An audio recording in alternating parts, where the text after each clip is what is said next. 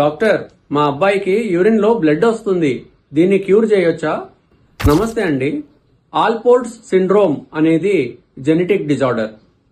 అంటే ఇది పేషెంట్ యొక్క కిడ్నీ ఫిల్టర్స్ లో ఉన్న బేస్మెంట్ మెంబ్రెయిన్ అబ్నార్మల్ గా ఉండడం ద్వారా యూరిన్ లో ప్రోటీన్ అండ్ బ్లడ్ లీక్ అవుతా ఉంటుంది. కొంతమందికి ఇది లాంగ్ టర్మ్ లో కిడ్నీ ఫెయిల్యూర్ కూడా అయ్యే అవకాశాలు ఉంటాయి. దీన్ని మనం క్యూర్ చేయలేం. మనము యూరిన్ లో ప్రోటీన్ తగ్గడానికి మందులు వాడొచ్చు, బీపీ కంట్రోల్ చేసుకోవచ్చు అండ్ లాంగ్ టర్మ్ లో కిడ్నీ ఫంక్షన్ మానిటరింగ్ చేసుకుంటూ ఉండాలి. అవసరమైనప్పుడు డయాలిసిస్ లేదా కిడ్నీ ట్రాన్స్ప్లాంట్ చేపియాలి. అంతేగాని దీన్ని క్యూర్ అయితే చేయలేం. కొన్నిసార్లు ఫ్యామిలీలో వేరే మెంబర్స్ కూడా ఎఫెక్ట్ అయి ఉంటారు అని ఖచ్చితంగా పేరెంట్స్ ఎఫెక్ట్ అయి ఉండాల్సిన అవసరం లేదు.